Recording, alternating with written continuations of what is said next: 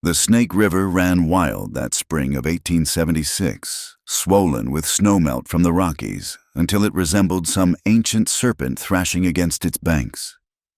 Clara Whitfield stood at the water's edge, her worn boots sinking slightly into the muddy shore, watching the churning brown water carry away branches, dead leaves, and memories she'd rather forget.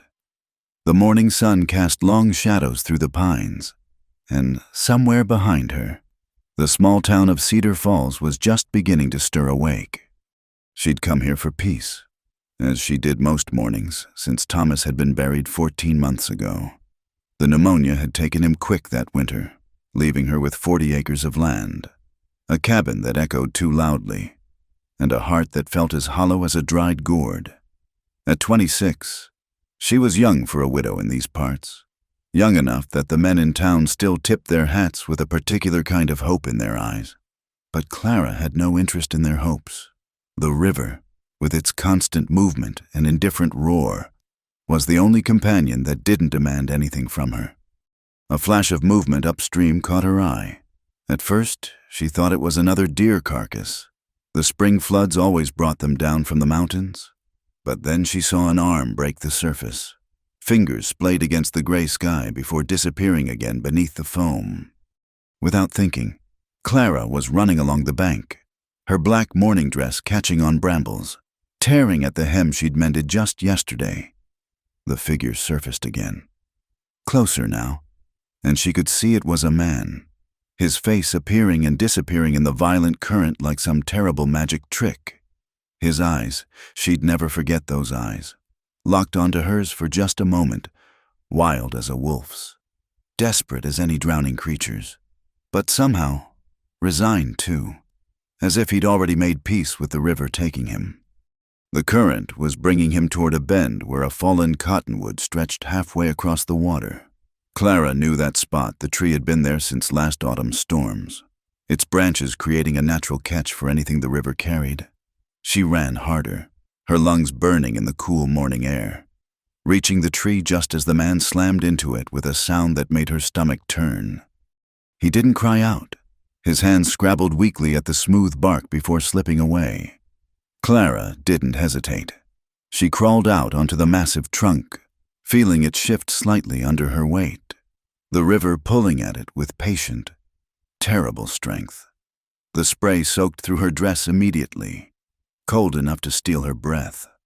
"So, give me your hand," she shouted over the water's roar. The man's head turned toward her, and she saw his face clearly for the first time. Dark beard, matted with mud and blood from a gash on his forehead, cheekbones sharp as axe blades, and those eyes again, gray-green like sagebrush after rain.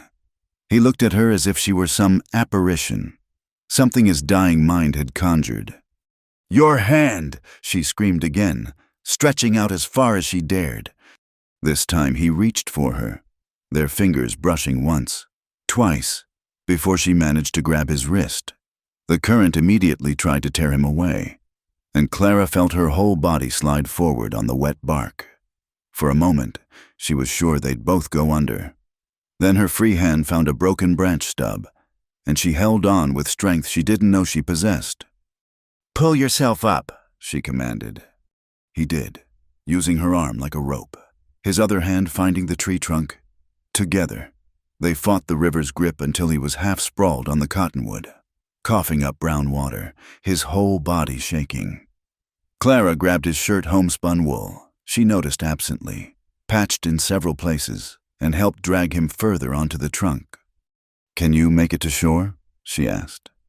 He nodded, though she wasn't sure he really understood. They crawled back along the tree, Clara going first, looking back every few seconds to make sure he was still following. When they finally reached solid ground, he collapsed onto the muddy bank, breathing hard. Clara sat beside him, her dress ruined, her hair falling loose from its pins, watching him breathe and feeling oddly grateful for the simple rise and fall of his chest.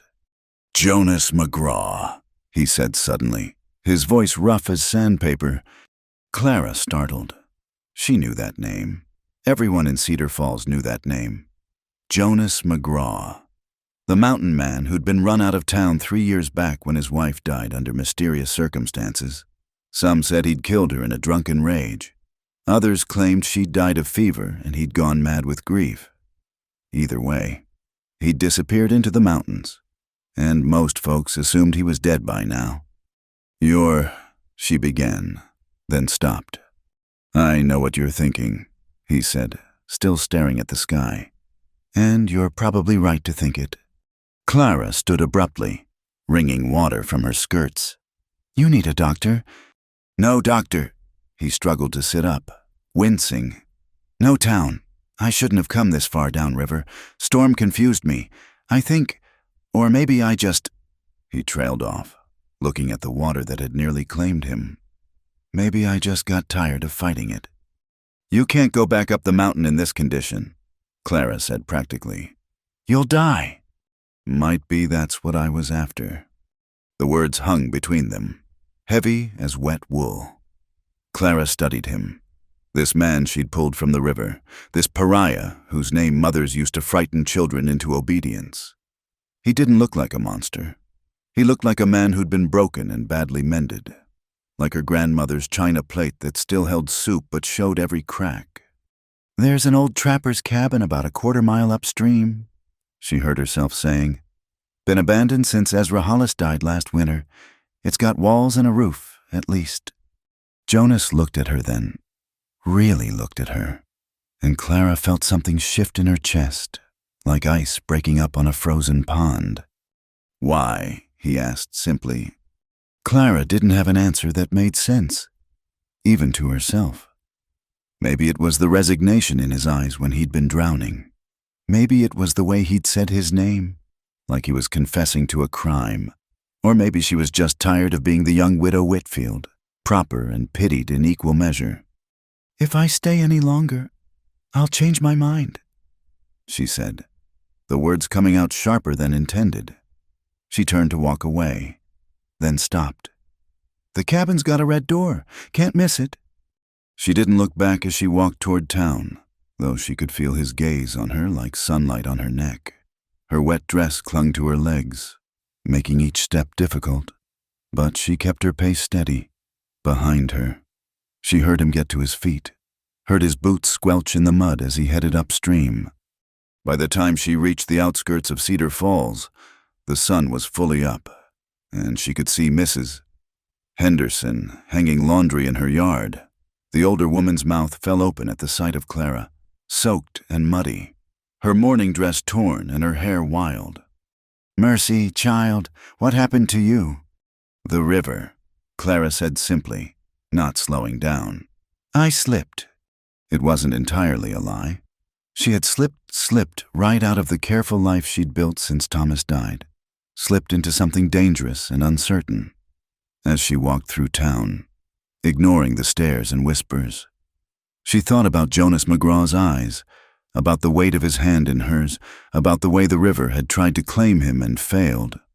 That evening, as she sat by her fire in a clean dress, her hair properly pinned again, Clara found herself thinking about the red door of Ezra's cabin.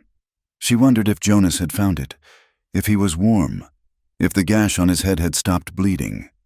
She told herself these were Christian concerns, nothing more, but when she closed her eyes, she could still feel the desperate strength of his grip, could still see that moment when he'd looked at her like she was salvation itself.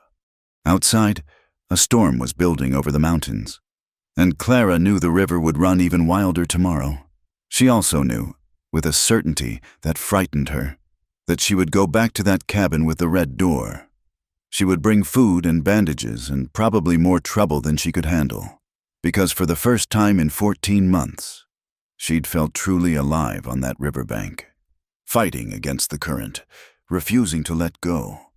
The wind picked up, rattling her windows, and somewhere in the darkness, she imagined Jonas McGraw listening to the same sound, wondering if his rescuer had been real or just another ghost in a life already haunted by too many. The morning came gray and reluctant, with clouds hanging low over Cedar Falls like smoke from a poorly tended fire. Clara had barely slept, turning over in her mind what she was about to do. She'd already packed a basket, hardtack, dried beef, a jar of her preserved peaches, and clean bandages torn from an old petticoat. The items sat on her kitchen table like evidence of a crime not yet committed. She waited until the town was fully awake before setting out, taking the long way around to avoid Main Street. Her heart hammered against her ribs as she approached the old trapper's cabin. The red door stood slightly ajar, and for a moment she feared Jonas had already gone, disappeared back into the mountains like mist burning off in sunlight. But then she heard movement inside, a low groan, the scrape of something heavy across wood. She knocked, though it seemed foolish given the circumstances. "It's Clara Whitfield," she called. "I brought supplies." Silence stretched long enough that she wondered if she'd imagined the sounds. Then the door opened wider, and Jonas stood there, swaying slightly. He'd cleaned the blood from his face, but the gash on his forehead looked angry and swollen. His eyes, those wolf-wild eyes from yesterday, studied her with a mixture of suspicion and something else, surprise, maybe that she'd actually come. "Didn't expect you," he said, his voice still rough. "Didn't expect to be here," Clara admitted, holding up the basket. "But a Christian woman doesn't leave an injured man to starve."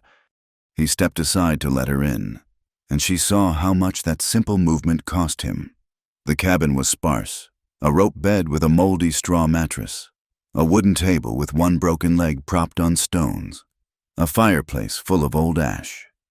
Jonas had managed to gather some dry wood and start a small fire, but it was smoking badly, filling the room with a thick haze. "Your chimney's blocked," Clara said, setting down the basket and moving to the fireplace. "Probably birds' nests from last spring." She grabbed the poker and thrust it up the chimney, dislodging a cascade of twigs and debris. The smoke began to clear, the fire drawing properly. When she turned back, Jonas was sitting on the edge of the bed, watching her with an expression she couldn't read. "You're handy," he observed. "A woman alone learns to be—" She unpacked the basket, laying out the food on the rickety table. "You need that head seen to." "It'll heal." "It'll fester if you're not careful." She moved closer, and he tensed like a spooked horse. "I'm not going to hurt you, Mr. McGraw." "That's not what I'm afraid of." The words hung between them, loaded with meaning Clara didn't want to examine. She focused on practical things instead, dipping a clean cloth in water from her canteen, adding a splash of the whiskey she'd brought for just this purpose. When she pressed it to his forehead, he hissed through his teeth but didn't pull away. This close, she could smell him. River mud, wood smoke, and something wild underneath, like pine sap and crushed sage. His hands, she noticed, were scarred and calloused but clean, the nails carefully trimmed, not the hands of a madman or a drunk. "Why did you really come?" he asked quietly as she worked. Clara's hand stilled for a moment. "I told you, Christian duty." "That's not all of it." She resumed cleaning the wound, considering her words.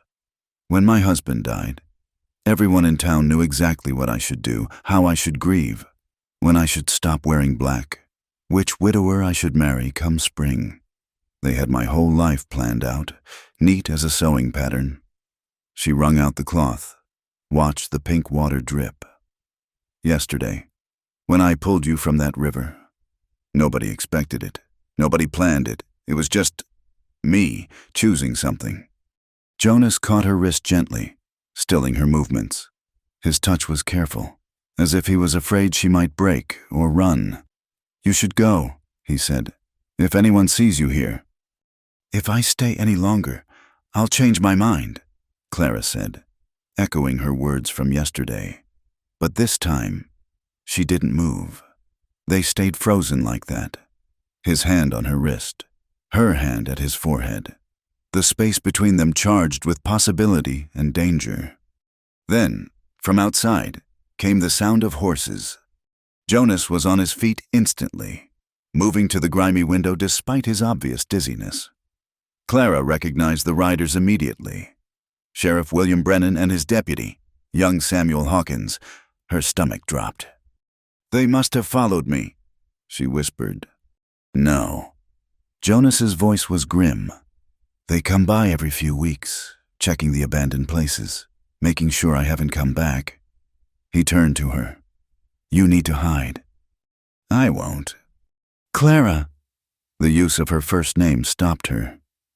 "Please, if they find you here, your reputation won't survive it. You know that." She did know, a widow alone with the town pariah. She'd be ruined before sunset, but leaving felt like cowardice, like betrayal. Still, she found herself moving toward the back room, barely more than a lean-to with a rotted door. Through the gaps in the wood, she watched Sheriff Brennan push open the red door without knocking. He was a big man, broad-shouldered and gray-bearded, with the kind of presence that made guilty and innocent alike nervous. "McGraw," he said, not sounding particularly surprised. "Heard someone pulled you from the river yesterday." "News travels fast," Jonas replied evenly. Everything travels fast in a small town. Brennan's eyes swept the cabin, lingering on the basket. The food laid out for two. "You having company?" "Just ghosts. Sheriff, same as always." Deputy Hawkins snorted. "Ghosts don't eat hardtack and peaches." Clara held her breath as Brennan moved closer to the table, closer to her hiding spot. She could see his profile through the slats, could smell his tobacco and leather. "Here's what I think," Brennan said slowly. "I think some fool woman with more kindness than sense decided to play Good Samaritan. And I think she's probably watching us right now, wondering if I'm going to drag her out of whatever corner she's hiding in." Clara's heart stopped. "But here's what I know," Brennan continued, turning back to Jonas. "You're nothing but trouble. McGraw, you brought death to this town once before, and I won't have you bringing it again. Whatever woman was fool enough to help you, she'd better wise up quick, because next time I come here and find evidence of visitors, I won't be so inclined to turn a blind eye." He picked up one of Clara's preserved peaches, examined it, then set it down with deliberate care. "You've got 2 days to clear out. After that, I find you anywhere near Cedar Falls, and we'll have a problem that won't be solved with talking." The sheriff headed for the door, then paused. "And McGraw, that woman who pulled you from the river, the one everyone's talking about, Widow Whitfield's a good woman? Lost her husband, kept his land going all by herself.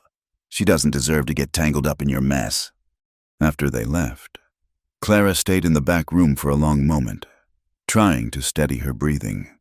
When she finally emerged, Jonas was standing at the window, watching the lawmen ride away. "He knew," Clara said. "He suspected. There's a difference." Jonas turned to her, and his expression was closed off, hard as granite. "But he's right. You shouldn't be here. You should go home. Forget this happened." "Is that what you want?" "What I want doesn't matter. Never has." He moved to the table, began packing the food back into her basket. "Take this. Go back to your life. Find one of those widowers come spring, have children, be happy." Clara watched him, this man trying so hard to push her away for her own good. She thought about her empty house, her proper life, the endless days of being exactly what everyone expected. "Tell me about your wife," she said suddenly. Jonas's hand stilled. "Why?" "Because everyone in town has a story about what happened. I want to hear yours." He was quiet for so long she thought he wouldn't answer. Then, slowly, he began to speak. She was like spring water, clear and bright and good. Too good for a man like me. But she chose me anyway." His voice grew rough. "She took sick that winter. Fever. I tried everything. Rode through a blizzard to get the doctor. Sold everything we had for medicine. Nothing helped. She died in my arms, calling for water I couldn't give her fast enough. And the town needed someone to blame. I was an outsider. Had been in some trouble before I met Margaret. when I went half mad with grief, broke up the saloon, screamed at God in the middle of Main Street, well, it was easy for them to spin stories.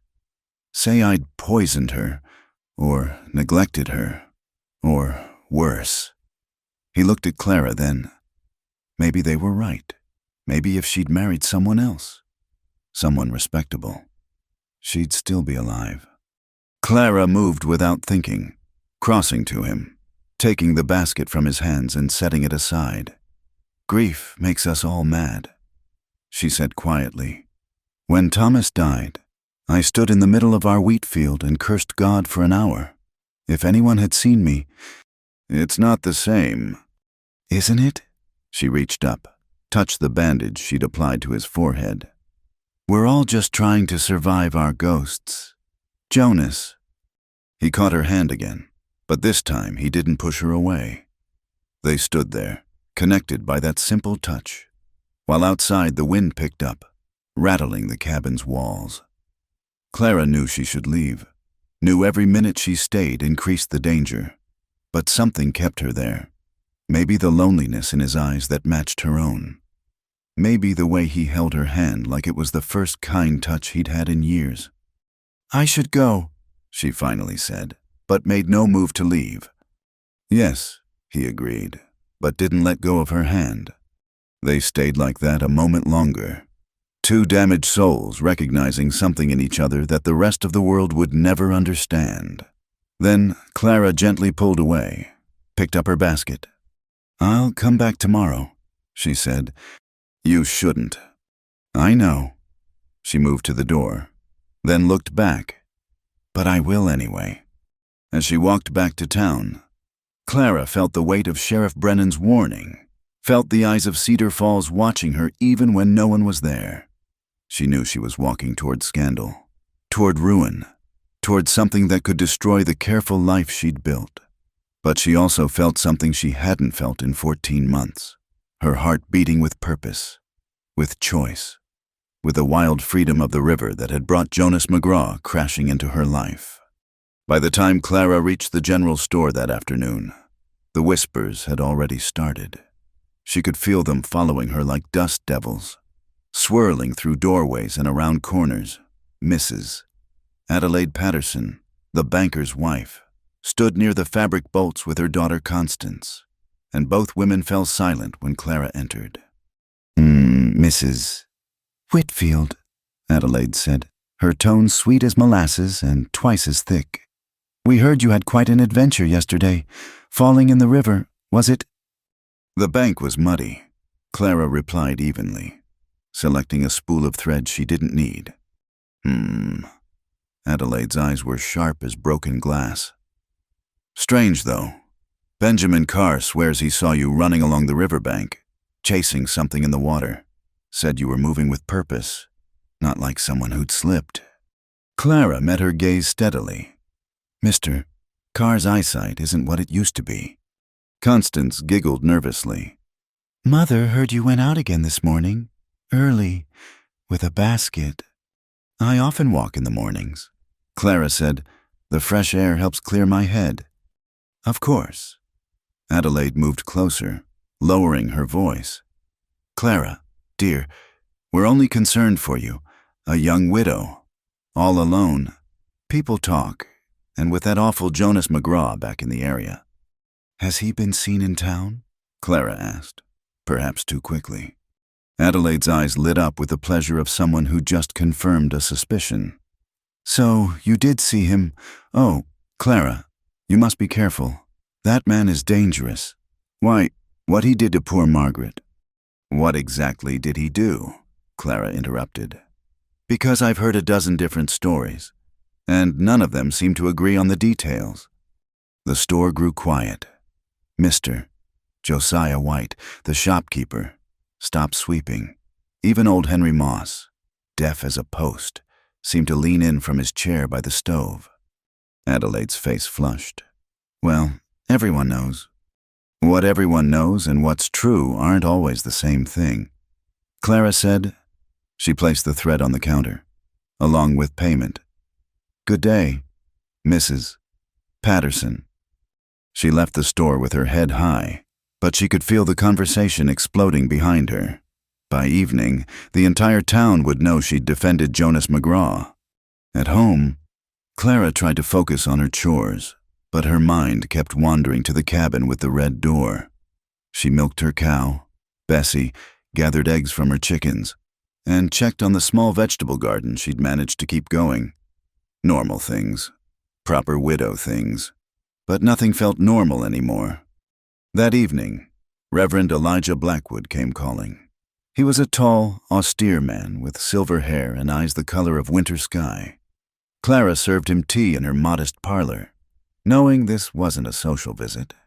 "Sister Whitfield," he began, using the formal address that meant she was in trouble. "I've heard concerning rumors." "There are always rumors in Cedar Falls. Reverend, these rumors involve you and a certain unsavory individual." Clara set down her teacup carefully. "If you mean Mr. McGraw, I pulled him from the river. I'd have done the same for any soul in need."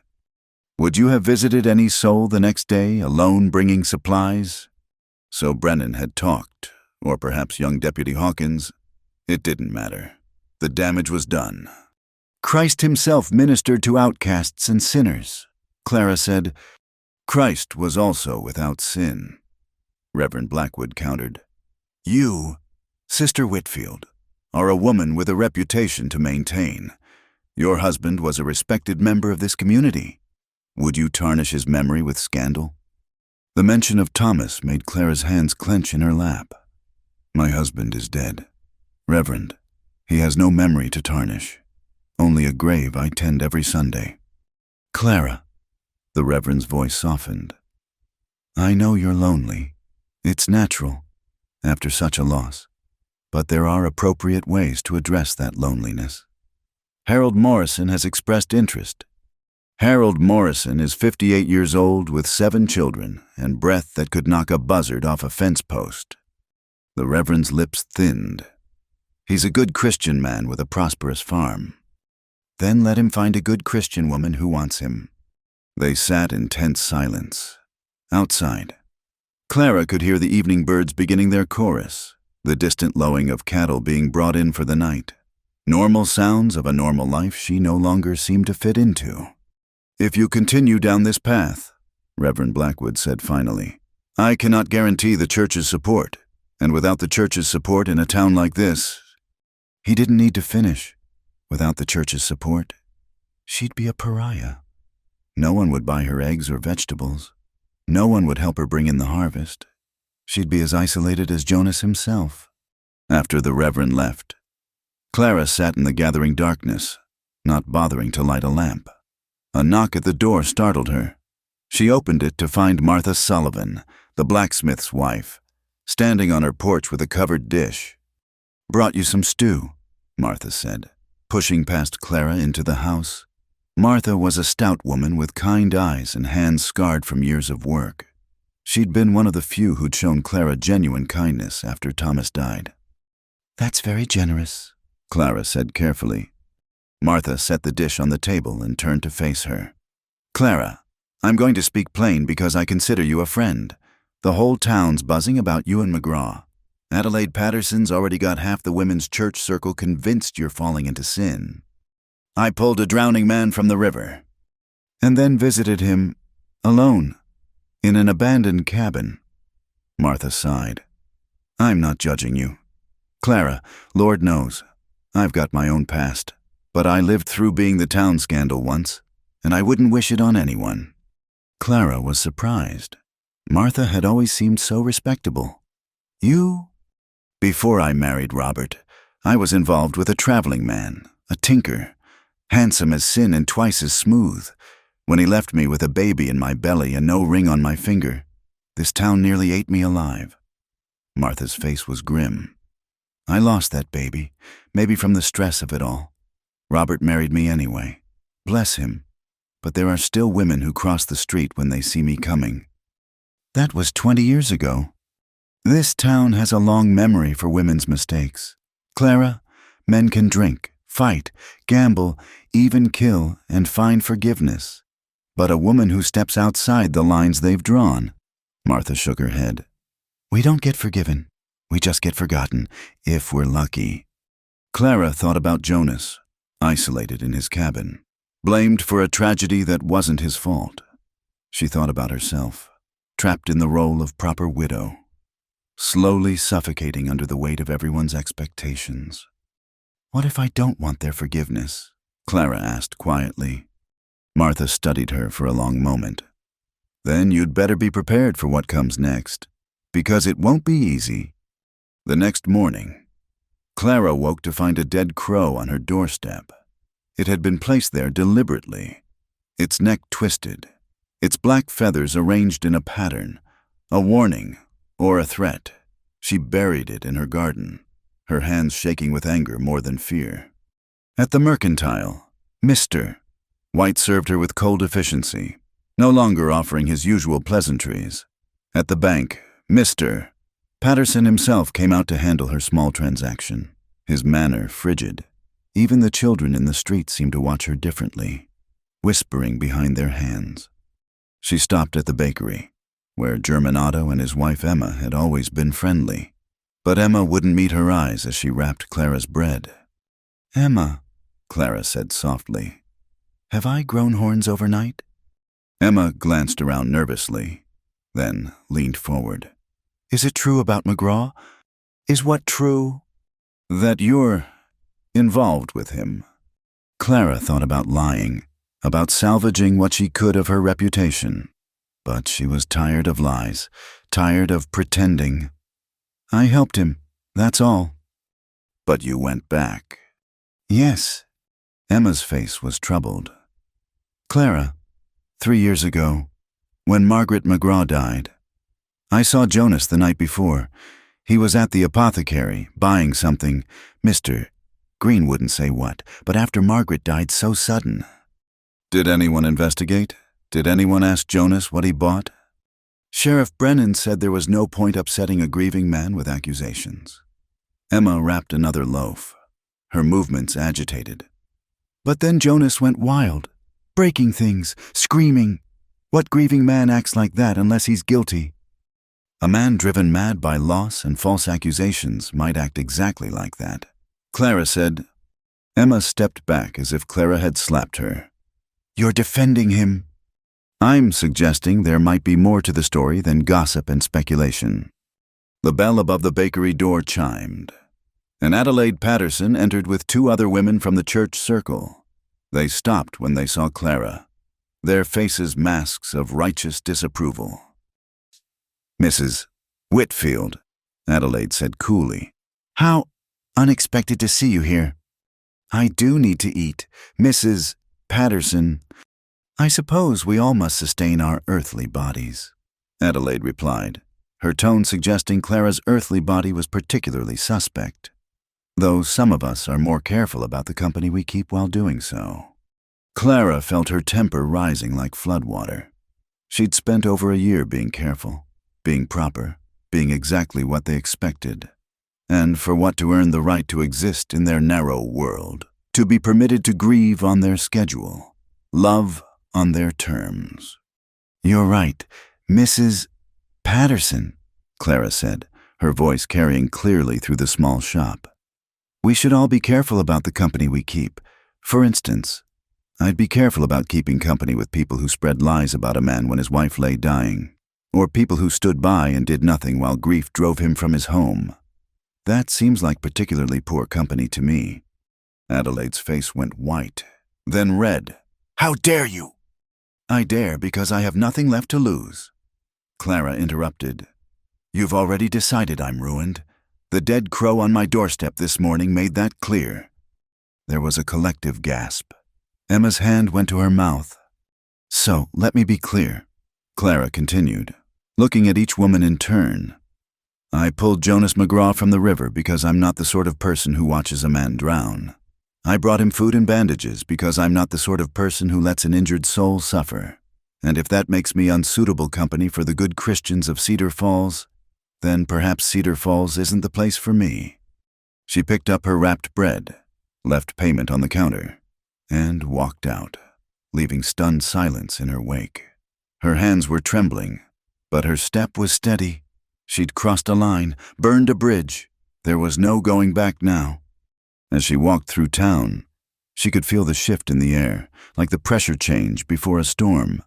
She'd declared herself, chosen a side. The consequences would come swift and sure, but for the first time since Thomas died, she felt like herself again.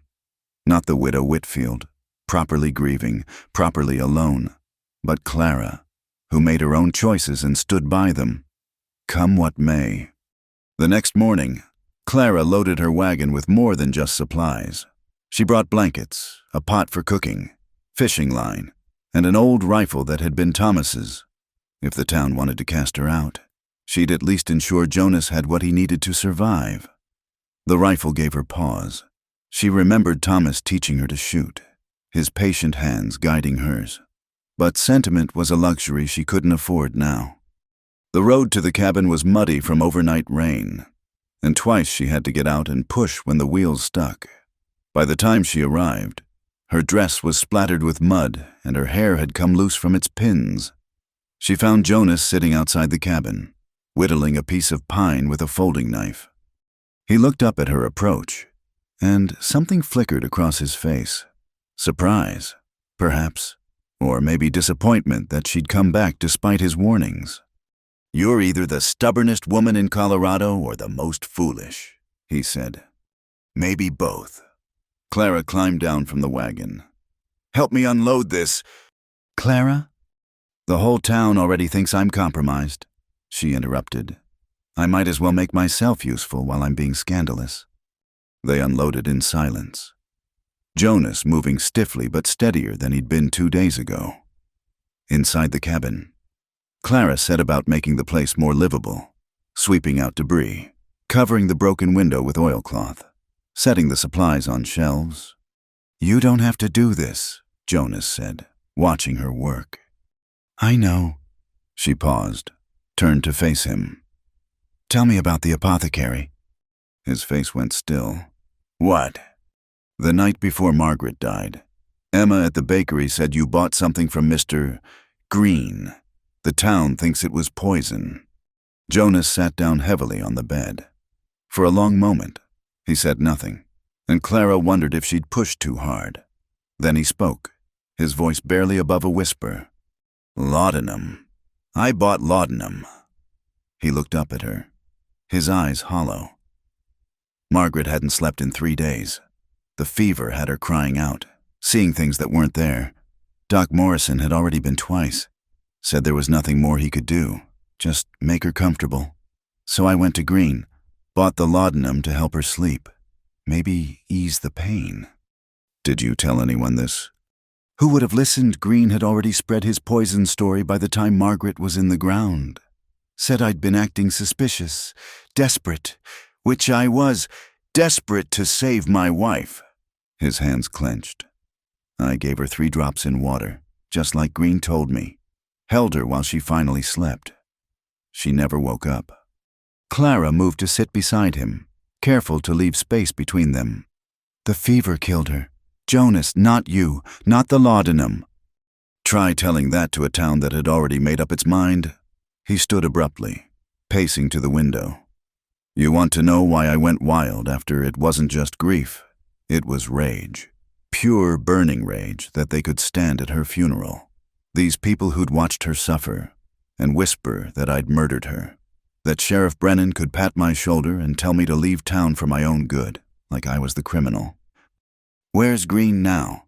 Clara asked. "Dead. Died last winter. I heard heart gave out." Jonas laughed bitterly. "Even he got a proper Christian burial, while Margaret's grave goes untended because I can't get near the cemetery without someone running me off." Clara thought about the neat rows of headstones in the Cedar Falls Cemetery, the flowers placed on graves every Sunday. Then she thought about Margaret McGraw's grave, abandoned and overgrown. "I'll tend it," she said suddenly. Jonas turned to stare at her. "What?" "Margaret's grave. I'll tend it. Clean it up. Plant flowers." She shouldn't be forgotten just because the town wants to forget their shame. Clara, you can't. I'm already the town pariah. What's one more scandal? She stood, brushing off her skirts. Now, tell me about her. Not how she died. Tell me how she lived. Jonas was quiet for a moment, then slowly began to speak. She loved wildflowers, used to drag me up into the meadows every spring to see the columbines bloom. Couldn't carry a tune to save her life but sang anyway, especially when she was cooking. Made the worst cornbread in 3 counties, but was so proud of it, I ate every burnt piece. As he talked, his voice grew softer, warmer.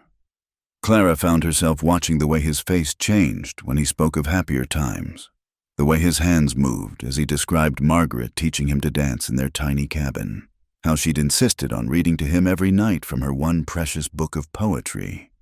She would have liked you, Jonas said suddenly. You're both unconstrained. That's what she used to say about herself, unconstrained by other folks' notions. Is that why you married her? I married her because she looked at me and saw something worth saving. He met Clara's eyes. Maybe that's why I can't seem to send you away. You've got that same look. The air between them grew thick with unspoken possibility. Clara knew she should leave, knew every moment she stayed tangled them deeper in something that could only end badly. But she also knew that loneliness had been eating her hollow for months. And here was someone who understood that particular hunger. I brought fishing line, she said, breaking the spell. The river's calmed. We could catch dinner. They spent the afternoon by the river. Not the violent spring torrent that had brought them together, but a quieter stretch upstream.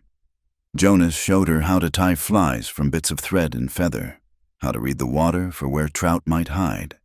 They barely spoke, but the silence was comfortable, companionable. Clara caught the first fish, a decent-sized rainbow trout that fought hard before she brought it in. Jonas actually smiled, a real smile that transformed his face entirely. You're a natural, he said. I had a good teacher. They caught 3 more before the sun started slanting low. Back at the cabin, Jonas cleaned the fish while Clara built up the fire. They cooked the trout simply, with salt and a bit of wild onion Jonas found growing nearby. It was the best meal Clara had eaten in months. As darkness fell, she knew she had to leave. But first, there was something she needed to say. Jonas, I've been thinking about Margaret, about what happened. He tensed, waiting. Mr. Patterson at the bank. His wife Adelaide is the one spreading most of the gossip about us now. But 3 years ago, Patterson had a lot of debts. Bad investments in a mining operation that went bust. Then suddenly, right after you left town, those debts were gone. He said he'd come into an inheritance, but nobody ever met any relative. Jonas frowned. What are you suggesting? I'm suggesting maybe someone benefited from you leaving. Your land was good land, near water. You had to sell it cheap and fast. Who bought it? I don't know. Brennan handled it. Said he'd send me the money, but I never saw a cent. Figured it was the price of getting out alive. Clara's mind was racing. Jonas, what if Margaret's death wasn't just convenient for the people who wanted you gone? What if...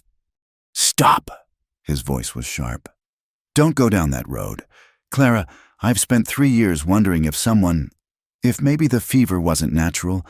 It'll drive you mad, thinking like that. But if there's a chance... There's no proof. There never will be. He stood, moving to the door. And even if there was, what could we do? I'm nobody here, less than nobody. And you're about to be the same if you keep coming here. Clara rose too, facing him in the doorway. Maybe being nobody is better than being who they want us to be. He reached out, touched her face gently, his rough fingers barely grazing her cheek. You don't know what you're saying. You've still got choices, a life. Don't throw it away for this. For what? She challenged. For you. For a ghost, he said. I'm as dead as Margaret. Clara, just haven't stopped walking yet. She caught his hand, held it against her cheek. You feel pretty alive to me. They stood there, balanced on the edge of something irreversible. Then Jonas stepped back, letting his hand fall. Go home, Clara, please. She went, but not before pressing a small cloth bundle into his hands. Seeds, she explained. From Margaret's favorite flowers, columbines. I saved them from her garden before it was torn up. Plant them. Let something beautiful grow here again. As she drove away, Clara didn't look back. If she had, she would have seen Jonas standing in the doorway, holding those seeds like they were precious gems, his face a mask of wonder and pain. The road back to town was dark, and Clara had to trust Buttercup, her old mare, to find the way. She was nearly home when she saw the lights' torches, moving toward her on the road. Her heart sank. A group of men, led by Harold Morrison and backed by several others she recognized from church. Mrs. Whitfield, Morrison said, his voice oily with false concern. We were worried. A woman alone on these roads after dark. I appreciate the concern, Mr. Morrison, but I'm quite capable of managing. Are you? He moved closer, and she could smell the whiskey on his breath. Because from what we hear, you're not managing well at all, consorting with murderers, abandoning your Christian duty. My Christian duty is my own business, not when it reflects on all of us. His hand shot out, grabbed Buttercup's bridle. Maybe you need a husband's firm hand to guide you back to righteousness. Clara raised the rifle from beside her seat, pointed it steady at Morrison's chest. Take your hand off my horse, Mr. Morrison. The men behind him muttered, shifted nervously. Morrison's face went red, but he released the bridle. You're making a mistake, woman. The only mistake I made was being polite to you. She kept the rifle aimed. Now move aside. They parted, reluctantly, and Clara drove through, but she could feel their eyes on her back, could hear Morrison saying something about teaching her proper respect. At home, she barred the door, checked the windows, kept the rifle close. She knew this was just the beginning. The town wouldn't let her defiance stand, but as she lay in bed, she thought about Jonas's face when she'd given him those seeds, about the way the afternoon sun had caught in his hair as they fished, about the simple pleasure of a meal shared without judgment or pretense. For the first time since Thomas died, she didn't feel like she was just surviving. She felt like she was choosing to live, even if that life was dangerous, uncertain, and decidedly improper. Tomorrow would bring new challenges, new threats. But tonight, she held on to the memory of Jonas's fingers on her cheek, gentle as butterfly wings, and the promise of columbines blooming where everyone said nothing could grow. The storm arrived 3 days later, announced by a wall of black clouds that rolled down from the mountains like an avalanche of darkness.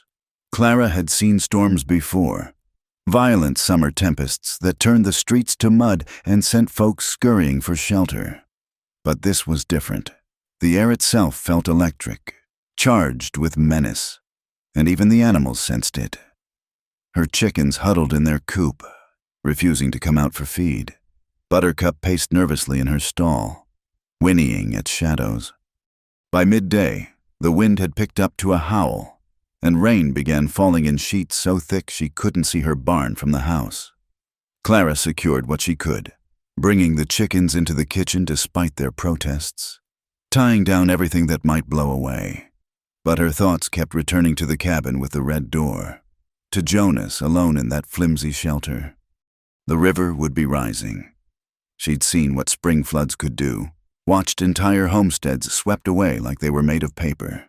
The old trapper's cabin sat too close to the water, protected only by a small rise that wouldn't hold if the river truly raged. She tried to tell herself he'd survived 3 years in the mountains, that he knew how to weather storms, but as the wind grew stronger, rattling her windows in their frames, she couldn't shake the image of him being swept away again, and this time she wouldn't be there to pull him out. By late afternoon, she'd made her decision. She hitched Buttercup to the wagon despite the mare's protests, loaded it with rope, blankets, and an old tarp. The journey that usually took 20 minutes stretched to nearly an hour as they fought through mud and driving rain. Twice, trees fell across the road, and Clara had to lead Buttercup around through the underbrush, branches tearing at her soaked dress. She heard the river before she saw it, a roar that competed with the thunder, a sound like the earth itself groaning. When she finally glimpsed it through the trees, her heart nearly stopped. The water had risen 10 feet or more, brown and angry, carrying entire trees like they were twigs. The cabin still stood, but water was already lapping at its foundation. Jonas was outside, desperately trying to dig a trench to divert the flow, but it was like trying to hold back the ocean with a teaspoon. "Jonas!" she screamed over the storm. He spun around, his face a mask of disbelief. "Clara, what in God's name?" "We need to get you out of here." "I can't leave." He gestured to the cabin. "Everything I have can be replaced. You can't." A crack like cannon fire split the air. Upstream, a massive pine fell into the river, creating a temporary dam.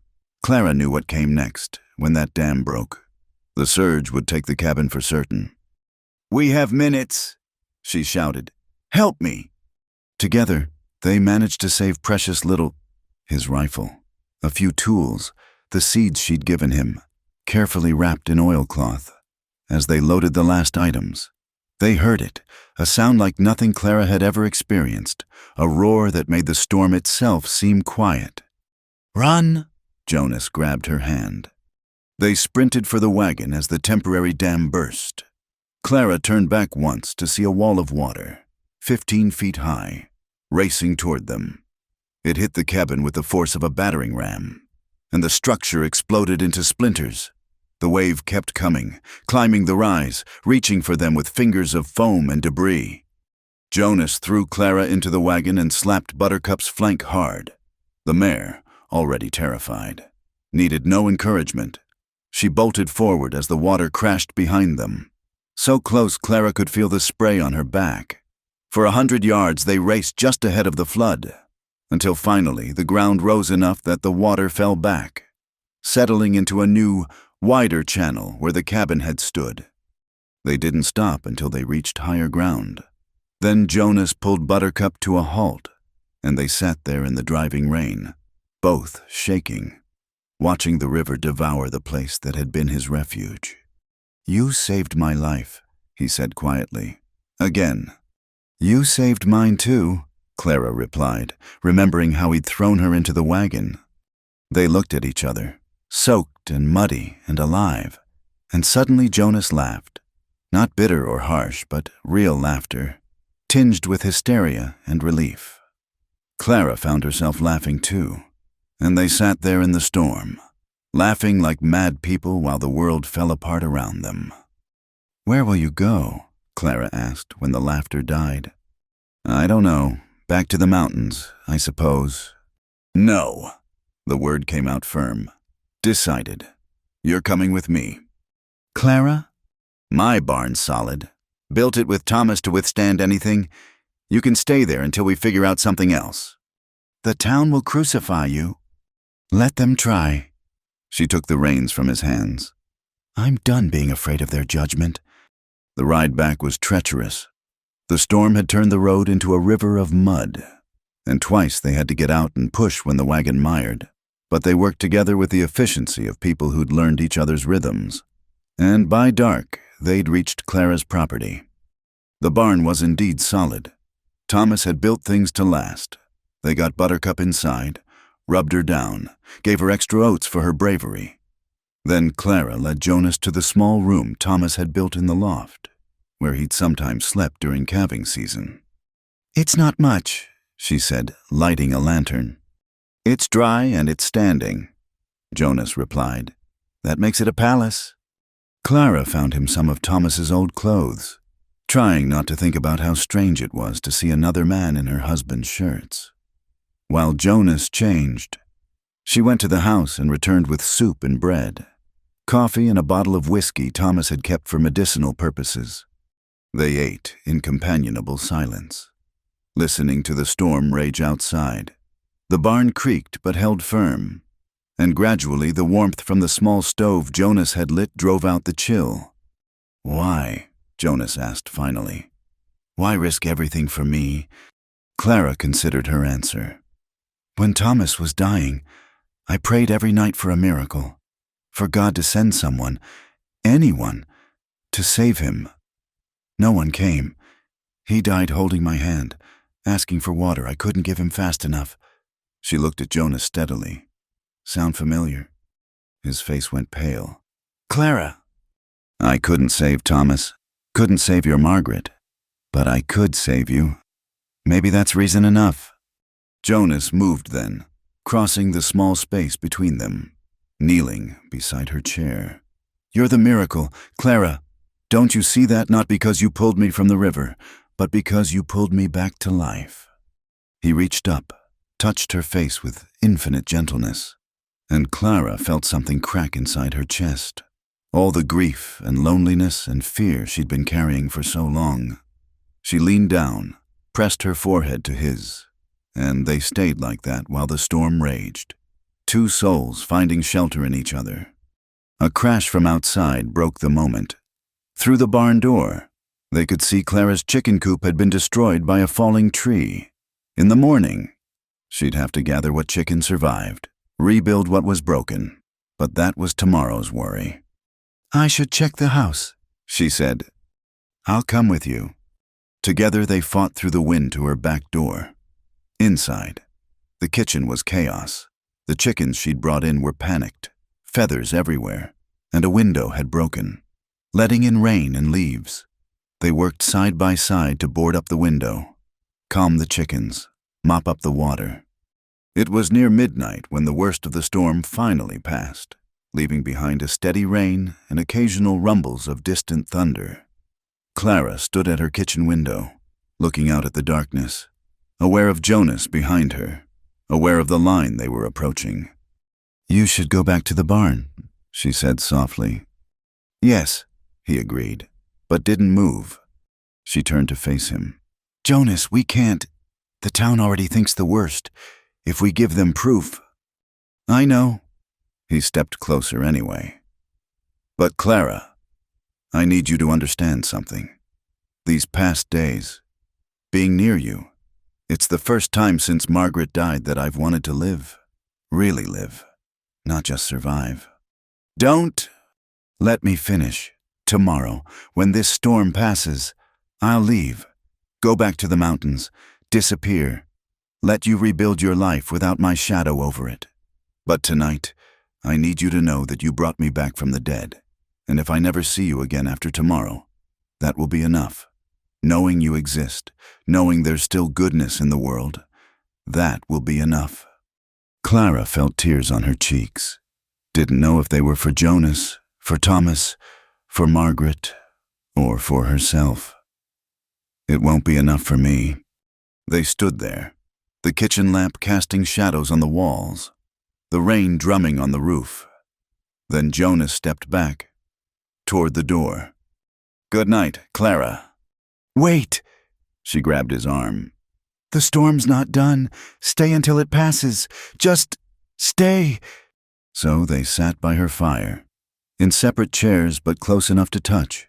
They talked through the night about Thomas and Margaret, about dreams deferred and roads not taken, about the cruelty of fate and the unexpected grace of second chances. When Clara dozed off near dawn, Jonas covered her with a quilt, banking the fire to keep her warm. She woke to sunlight streaming through the windows and the sound of voices outside. Jonas was gone, but she could hear him in the yard. She looked out to see him helping to free her trapped chickens from beneath debris, working alongside Martha Sullivan. Clara hurried outside. Martha looked up at her approach, her expression unreadable. "Storm drove a tree through our roof," Martha said. "Robert's hurt, not bad, but Doc Morrison's with him. I came to see if you weathered it all right. Found Mr. McGraw here cleaning up." "Martha, That was quite a storm. Martha interrupted, her tone carefully neutral. "Washed out the bridge to town. We're all cut off for at least a week until they can rebuild it." Clara understood what Martha was really saying. No one from town could reach them. No gossip could spread. No mob could form. They had a reprieve, however brief. "Your barn held up well," Martha continued, looking at Jonas. "Well-built things do tend to survive storms better than folks expect." Jonas met her gaze steadily. "Yes, ma'am, they do." Martha nodded once, then turned back to Clara. "I'll need help with Robert, once you've got things sorted here. And Mr. McGraw, if you're handy with tools, we could use help with that roof." It was an olive branch, unexpected and precious. Jonas looked at Clara, a question in his eyes. "We'll both come," Clara said firmly. "Neighbors help neighbors. That's what we do out here." Martha smiled then, just slightly. "Yes, that's what we do." The week of isolation ended too soon, on the 8th day. Clara watched from her porch as workers finished the temporary bridge across the river. By afternoon, she knew the town would descend upon them. The respite was over. Jonas had stayed, helping not just Martha and Robert, but other outlying farms damaged by the storm. Word had spread among the scattered homesteads about the man who worked sunrise to sunset, asking nothing in return. Some folks remained suspicious, but others began to nod when they passed him, a grudging acceptance born of sweat and shared labor. But Clara knew the town proper would be different. They'd had a week to stew in their anger, to build their case against her. She was proven right when Sheriff Brennan arrived that very evening, accompanied by Reverend Blackwood and Harold Morrison. "Mrs. Whitfield," Brennan said, tipping his hat. "We need to discuss the situation." "What situation would that be?" "Sheriff, the matter of Jonas McGraw residing on your property." Clara kept her expression neutral. "Mr. McGraw has been staying in my barn while helping with storm repairs. Many neighbors have benefited from his assistance." "That's not what concerns us," Morrison interjected. His face flushed. "It's the impropriety." "What impropriety?" Martha Sullivan's voice came from behind Clara. She and Robert had arrived, Robert still moving stiffly from his injuries. "Mr. McGraw's been working dawn to dusk, helping folks recover from the storm. Stayed in the barn proper-like, unless you're suggesting Christian charity is now improper." Morrison's face darkened. "This is town business, Mrs. Sullivan." "Is it?" Robert Sullivan spoke up. His blacksmith's arms crossed despite his bandaged ribs. "Because seems to me, Mr. McGraw's been doing more Christian work this past week than certain folks who just talk about it on Sundays." More neighbors began arriving. The Hendersons, whose fence Jonas had rebuilt, old Walter Cram, whose milk cow Jonas had pulled from a mud hole, even Benjamin Carr, who'd watched skeptically as Jonas repaired his damaged roof without being asked. "This is exactly what we feared," Reverend Blackwood said. "He's bewitching you all, just as he did poor Margaret." "Enough!" The voice was Jonas's. He emerged from the barn, his face calm but determined. Clara wanted to tell him to stay back, to let her handle this, but she saw in his eyes that he was done hiding. "You want to discuss me, Reverend? Then discuss me to my face." Jonas walked forward, stopping a few feet from the town delegation. "Ask your questions." "Did you kill your wife?" Morrison blurted out. "No." "Did you give her laudanum the night she died?" This from Brennan. "Yes, 3 drops in water, as Mr. Green instructed, to ease her suffering from the fever." "Convenient that Green's dead now," Morrison sneered. "Can't contradict your story." "But I can." Everyone turned. Clara's heart nearly stopped. Walking toward them was Samuel Hayes, the town mayor, accompanied by his wife Victoria and, surprisingly, Adelaide Patterson. Samuel Brennan looked confused. "What are you doing here?" Hayes's face was gray. "Aged 10 years in the past week. I'm here to tell the truth. Finally." He looked at Jonas. "I owe you that much." Samuel, don't, Adelaide started, but Victoria Hayes cut her off. No, Adelaide, we've been silent too long. She turned to the crowd. 3 years ago, my husband made a mistake. He'd invested heavily in James Patterson's mining scheme. Victoria, Adelaide's voice was sharp. Let her speak, Clara said, stepping forward. Victoria continued, her voice steady. The mine failed. Samuel had borrowed against town funds to invest. He was facing ruin, prison. Then Margaret McGraw died, and Jonas was run out of town. His land good land. With water rights was sold cheap. Samuel and James Patterson split the profit. The crowd erupted in shocked murmurs. Morrison stepped back as if slapped. But we didn't kill her, Hayes said quickly. Margaret's death was natural. The fever took her. We used the opportunity, spread the stories about Jonas, encouraged the fear, made sure he had to leave. You destroyed my life, Jonas said quietly. Let me be branded a murderer. For money. For survival, Hayes replied, but his voice was weak. I'm not proud of it. These 3 years, it's eaten at me. When I heard you'd come back, I knew it was time.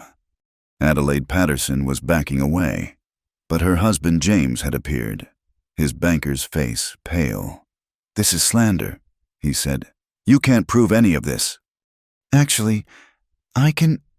Clara spoke up, pulling a leather journal from her apron. This is Thomas's journal. He knew something was wrong with that land sale. He wrote it all down, the prices, the timing, his suspicions. I found it last week while cleaning out damage from the storm. She opened it, began reading Thomas's neat script describing inconsistencies in the town records, payments that didn't match, dates that didn't align, her dead husband's words, speaking truth from beyond the grave. Sheriff Brennan took the journal, studied it. His face grew harder with each page. This is evidence of fraud, at the very least. Arrest them, Morrison shouted, but Brennan turned on him. And what about you, Morrison? You've been harassing Mrs. Whitfield, threatening her. I've heard about the dead crow, the midnight visit. Should I arrest you too? Morrison paled, stepped back. Jonas moved then, walking directly to Hayes and Patterson. Both men flinched, but Jonas simply stood there, looking at them. 3 years, he said, 3 years of exile, branded a killer, unable to visit my wife's grave. You stole that from me. He paused. But you know what I survived. And in a strange way, maybe I should thank you, because your cruelty led me here, to this moment, to, he glanced at Clara, to unexpected grace. That's all well and good, Reverend Blackwood interjected, but it doesn't change the impropriety of your current situation. What impropriety? Jonas asked. I'm working for room and board, helping neighbors, trying to rebuild a life you all destroyed. If that's improper, then your definition of propriety is worthless. You're living in sin, Morrison accused, pointing at Clara. No, Clara said firmly. We're living with honor, Mr. McGraw has been nothing but respectful. He's slept in the barn, worked honestly, helped our neighbors. The only sin here is your dirty minds and cruel hearts. Well said. This from Martha Sullivan. And I'll add this: anyone who continues to harass Mrs. Whitfield or Mr. McGraw will answer to me and mine. And us, added Henderson. Us too, said Carr, surprising everyone.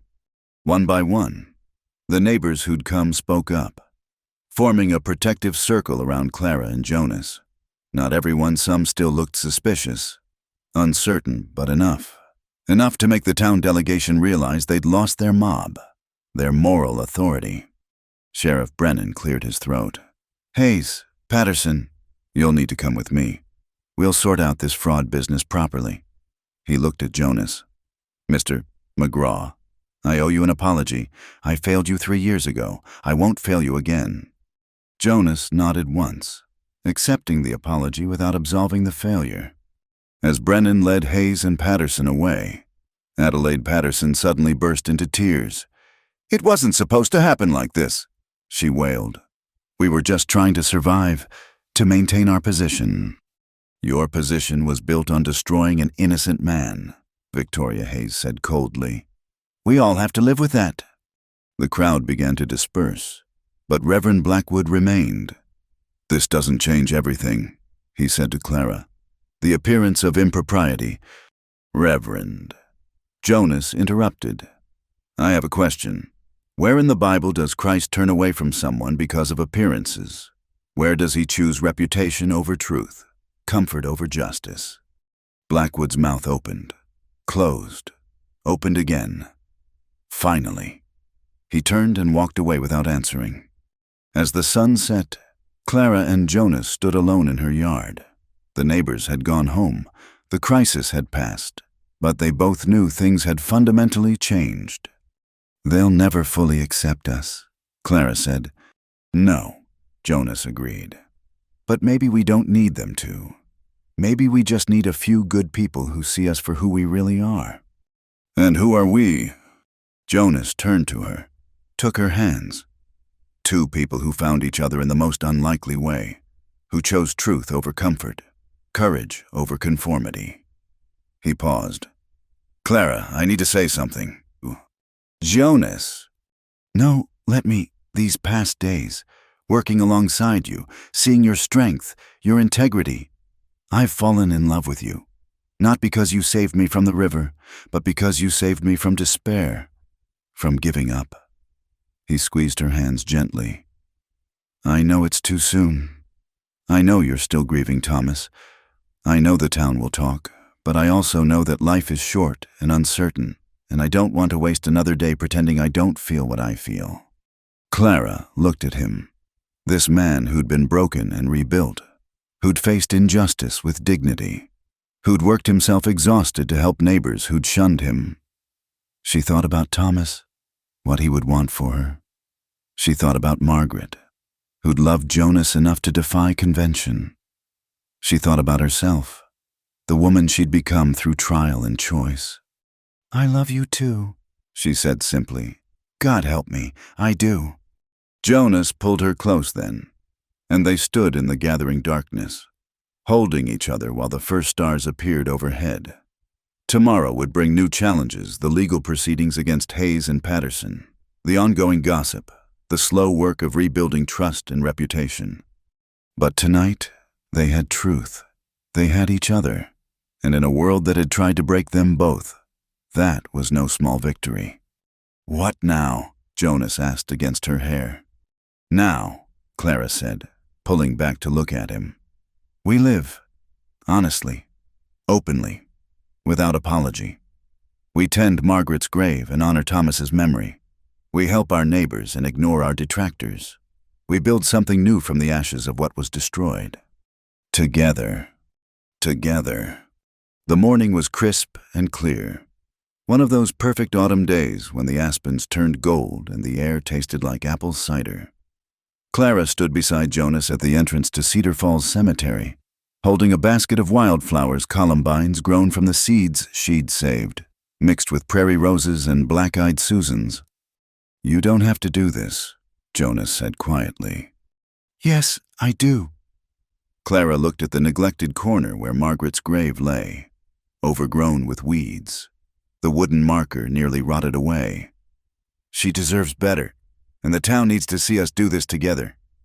They'd sent word the day before Clara had written personal notes to several families, inviting them to a small ceremony of remembrance and forgiveness. She didn't know if anyone would come. As they walked toward Margaret's grave, Clara heard footsteps behind them. Martha and Robert Sullivan had arrived, Robert carrying tools for clearing brush. Then came old Walter Cram, leaning on his cane but determined. The Hendersons followed, bringing their children. But the real surprise came next. Victoria Hayes walked through the gate, dressed in black, her face solemn. Behind her came Emma from the bakery, the elderly widow Foster, and, surprisingly, Doc Morrison himself. "Doc," Jonas's voice was thick with emotion. "Morrison, A tall, thin man with kind eyes behind wire spectacles approached slowly. "I should have come forward 3 years ago. Jonas, I knew Margaret died of fever, knew there was nothing suspicious about it, but I stayed silent when the rumors started. I was a coward." He paused. "I'm here to make amends, if you'll let me." Jonas nodded, unable to speak. They worked in silence at first, clearing years of neglect from around Margaret's grave. The children gathered stones to border the plot while the women cleaned the area with careful hands. Robert and Jonas worked to install a new marker, a proper stone this time, carved with Margaret's name and dates, and below them, the words, "Beloved wife, treasured soul." As they worked, more people arrived. Not many. Cedar Falls was still divided, but enough. Benjamin Carr brought his fiddle. The school teacher, Miss Catherine Wells, came with several of her students. Even Sheriff Brennan appeared, hat in hand. When the grave was restored, they stood in a loose circle around it. Reverend Blackwood was notably absent, but that didn't matter. This wasn't about church doctrine. It was about human decency. Doc Morrison spoke first. "I tended Margaret McGraw during her final illness. She was a good woman, kind and brave. She faced her fever with grace, and she spoke only of love for her husband until the end. The stories that came after, they were lies, and I should have said so. I'm saying so now." Victoria Hayes stepped forward next. "My husband's actions helped destroy 2 lives, Jonas's and Margaret's memory. I cannot undo that, but I can promise that the truth will be told from now on. The official town records will be corrected. The fraud will be acknowledged." One by one, others spoke. Some offered apologies. Some shared memories of Margaret. Some simply stood witness. When it came to Jonas's turn, he knelt beside the grave, placing his hand on the fresh earth. "Margaret," he said softly, "I'm sorry it took so long to make this right. You deserved better than the lies, better than the abandonment. But you also taught me about forgiveness, about the power of love to transform even the hardest hearts. I'm trying to honor that teaching." He looked up at Clara. "I've found someone who understands that kind of love. I think you'd approve." Clara knelt beside him, adding her flowers to those already placed. "I never knew you, Margaret, but I know the man who loved you, his loyalty, his strength, his goodness. They tell me everything about the woman who chose him. Thank you for loving him first, for making him the man who could love again." As they stood, Benjamin Carr raised his fiddle. "If folks don't mind, I'd like to play something. Margaret always loved this hymn."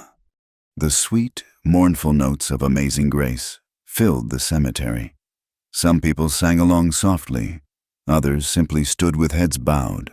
Clara felt Jonas's hand find hers, squeezing gently.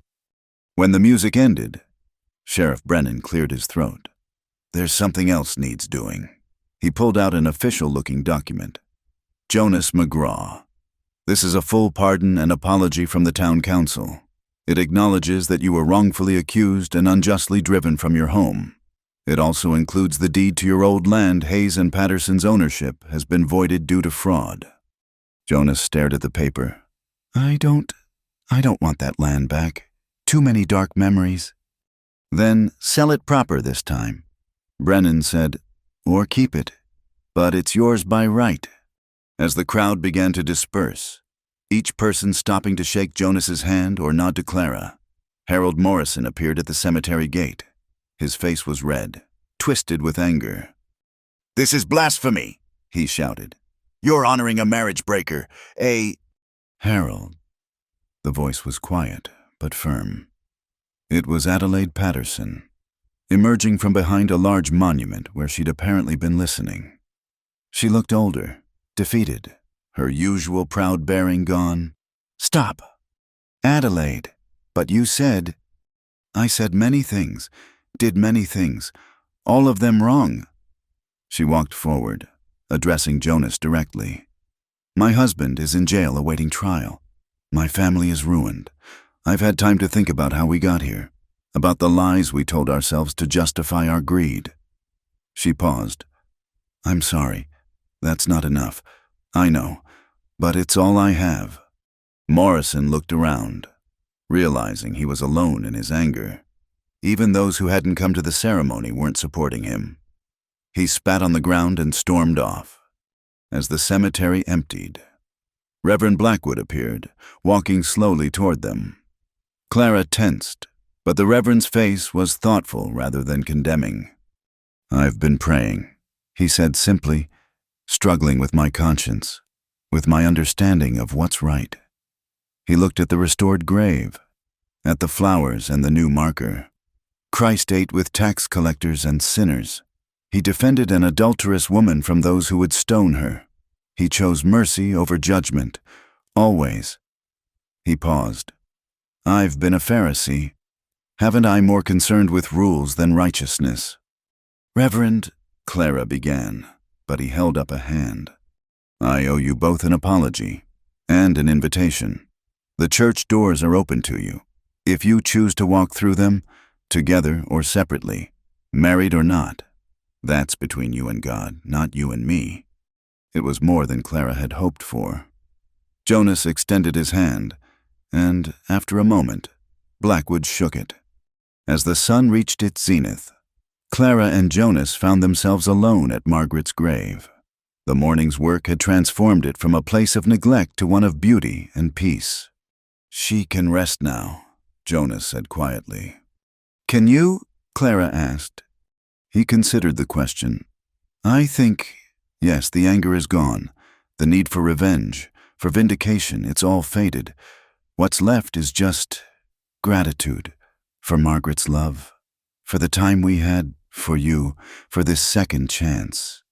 They walked together toward the cemetery gate, but Clara stopped at another grave, Thomas's. It was well tended, as always, with fresh flowers from her garden. "Do you think they know?" she asked. "Margaret and Thomas, do you think they understand?" Jonas stood beside her, looking at Thomas's headstone. "I think love understands love. Wherever it exists, I think they'd want us to live, fully and honestly." Clara knelt, arranging the flowers she'd brought for Thomas. "Thank you," she whispered to the stone, "for the years we had, for teaching me to be strong, for preparing me to recognize real love when it found me again." When she stood, Jonas was watching her with such tenderness it made her heart ache. "I have something to ask you," he said, "but not here, not surrounded by death." They left the cemetery hand in hand, walking through town in full view of anyone who cared to look. Some people turned away, but others nodded, even smiled. The community was healing, slowly, painfully, but healing nonetheless. At the river calm now, nothing like the raging torrent that had brought them together. Jonas stopped. This was where it had all begun, where Clara had chosen to act instead of merely observe. "Clara Whitfield," he said, taking both her hands, "you saved me from drowning, but more than that, you saved me from a living death. You stood by me when it cost you everything. You chose truth over comfort, love over safety." He dropped to one knee, pulling out a simple ring not new, she realized, but Margaret's wedding band, which he'd kept all these years. Margaret would want this ring to symbolize love again. He said, "Will you marry me? Not because the town expects it, not to quiet gossip, but because I love you and want to spend whatever years God grants us together." Clara looked down at him, this man who'd lost everything and found the courage to love again. She thought about the long, lonely months after Thomas's death, the empty future she'd seen stretching before her. She thought about the moment she'd pulled Jonas from the river, how it had felt like waking from a deep sleep. "Yes," she said simply. "Yes, I'll marry you." Jonas slipped the ring onto her finger, then stood and kissed her their first real kiss, there by the river where it had all begun. When they pulled apart, Clara saw tears on his cheeks. "Happy tears," he said, answering her unspoken question. "Something I never thought I'd cry again." As they walked back toward town, toward home, Clara noticed something. Where the old trapper's cabin had stood, where the flood had washed everything away. Tiny green shoots were pushing through the mud. The columbine seeds must have scattered in the storm, taking root in the rich soil left behind. "Look," she told Jonas, pointing. "Life finds a way." He followed her gaze, saw the promise of flowers where destruction had reigned. "It does," he agreed, pulling her close. "It surely does." That evening, as news of their engagement spread through Cedar Falls, reactions were mixed but mostly peaceful. Martha Sullivan immediately began planning a wedding feast. Doc Morrison offered to give Clara away, since she had no family. Even Sheriff Brennan promised to attend. And in the cemetery, 2 graves bore fresh flowers, one for a woman who'd loved boldly despite convention, one for a man who'd prepared his wife to love again. The sun set over Cedar Falls, painting the sky in shades of forgiveness and hope. And somewhere in the distance, church bells rang not in judgment, but in celebration of love's triumph over fear, truth's victory over lies, and the mysterious ways that rivers and storms can wash away the old to make room for the new. Spring came early that year, painting the valley with wildflowers that seemed more vibrant than anyone could remember.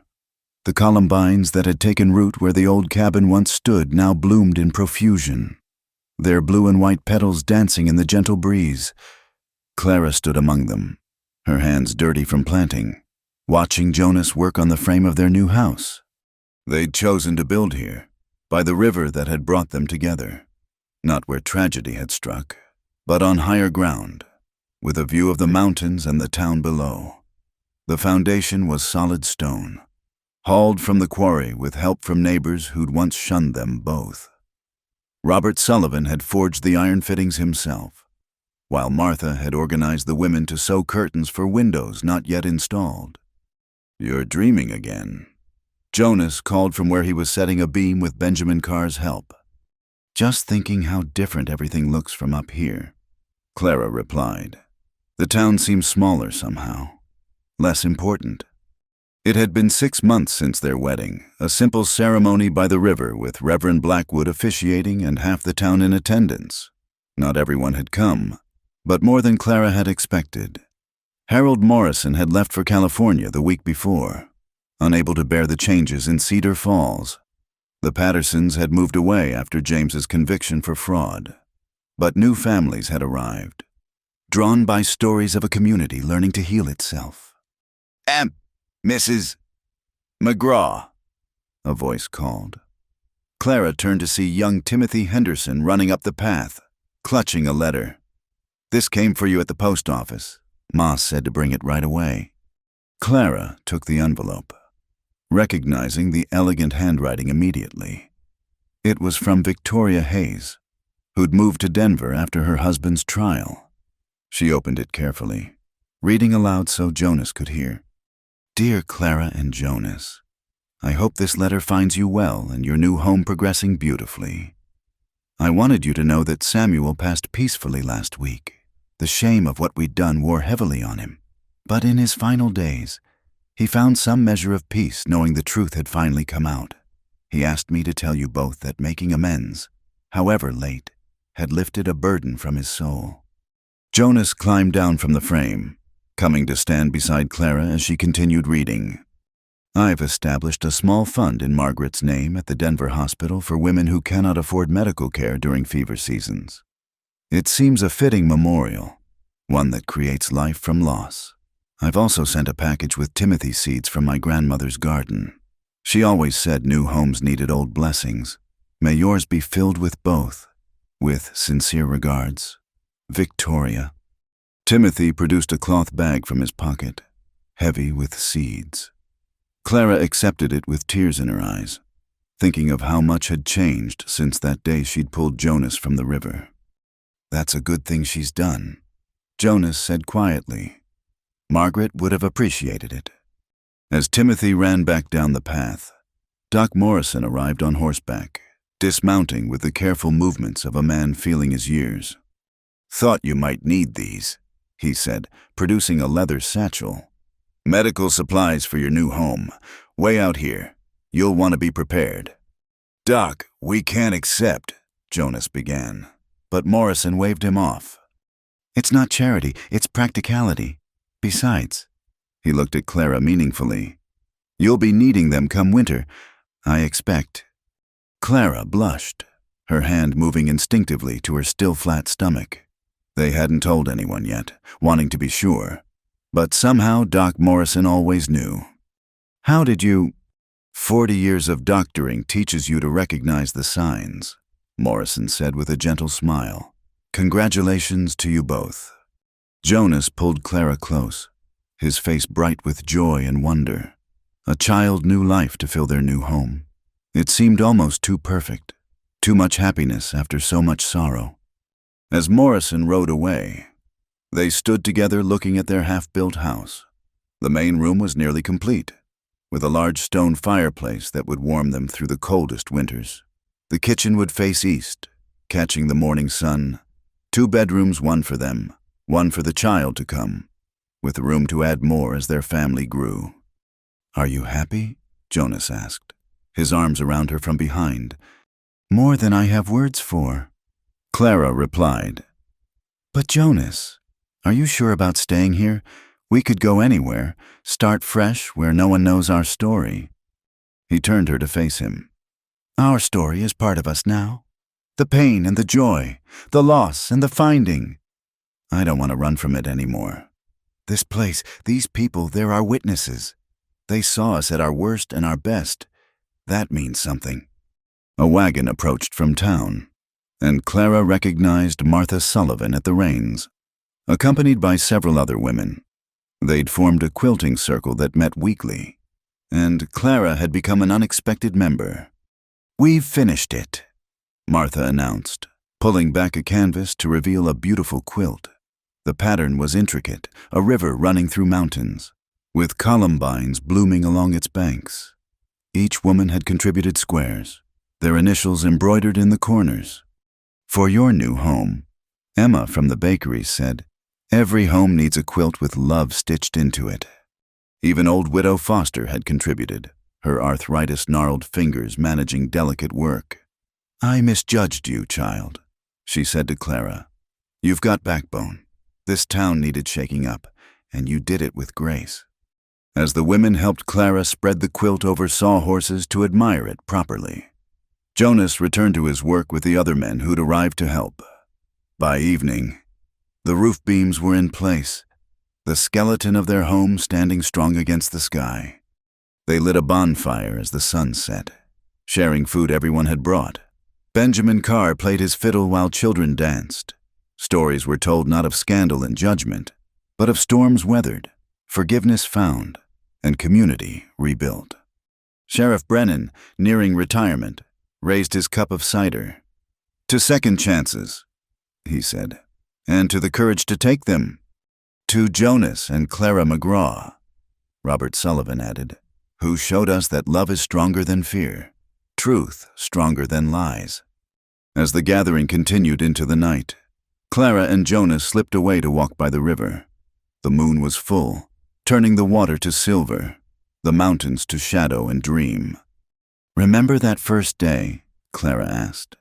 "When I pulled you from the water, how could I forget you said if I stay any longer, I'll change my mind?"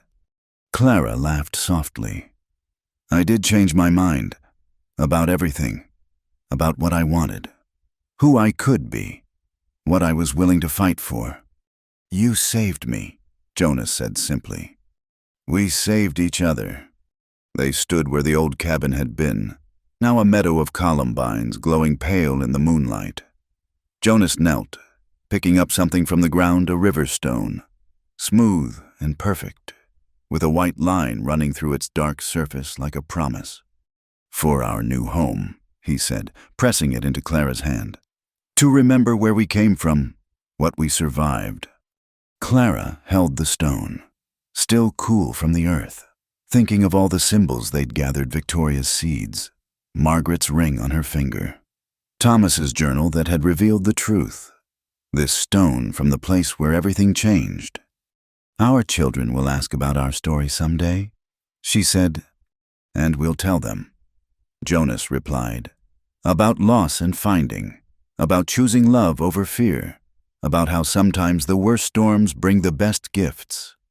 They walked back to the bonfire hand in hand, joining their neighbors, their friends, their community. Not everyone in Cedar Falls had accepted them, might never fully accept them, but enough had, enough to build a life, raise a family, create something beautiful from the ashes of tragedy. As the fire burned low and families began heading home, Clara stood in the frame of their unfinished house, looking out at the town lights below, the star-scattered sky above.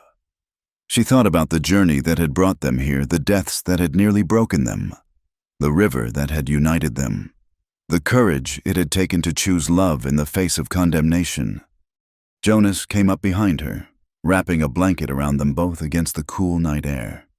"What are you thinking?" "That Thomas was right," she said. In his journal, he wrote that well-built things survive storms better than folks expect. He was talking about the barn, but I think he was talking about more than that. About love, about character, about the human heart. He would have liked seeing you happy. Jonas said. "He would have liked you," Clara replied. "You're both men who built things to last." In the distance, a wolf howled, not threatening, just wild and free, calling to its mate across the darkness. An owl answered from the pines, and somewhere in the columbines, crickets sang their ancient song. "Listen," Jonas said, "the whole world is alive tonight." Clara leaned back against him, feeling the child quicken within her for the first time, a flutter like bird wings, like hope taking flight. She placed Jonas's hand on her stomach, and his intake of breath told her he felt it too. "Life finds a way," she whispered, remembering the columbines pushing through mud, the love growing from loss, the community rebuilding from judgment. "It does," Jonas agreed, holding her and their unborn child close. "God help us, it surely does," as they stood in their unfinished home, surrounded by the framework of their future. Clara thought about the woman she'd been that morning by the river, grieving, alone, going through the motions of living without truly being alive. That woman had reached out to save a drowning man, and in doing so, had saved herself. Tomorrow they would continue building, adding walls and windows, doors and floors. They would plant gardens with Victoria's seeds, hang Martha's quilt, place the river stone on the mantel. They would tend Margaret's grave and Thomas's too, honoring the past while embracing the future. But tonight, they simply stood together, two souls who'd found each other in the most unlikely way. Proof that love could bloom anywhere, even in the aftermath of loss, even in the face of condemnation, even beside a river that had tried to claim them both and failed. The first walls of their house would go up with the dawn, but their home that had already been built, founded on truth, framed with courage, and roofed with a love that had survived the storm. Thank you for listening to this story from the Wild West, where love and redemption flow as powerfully as the rivers through the mountains. Where are you listening to this tale from? Please share in the comments below. I'd love to know where our stories are reaching. Don't forget to subscribe to the From Wild West channel and share your thoughts about Clara and Jonas's journey. Did their story of forgiveness and second chances touch your heart? Let us know in the comments.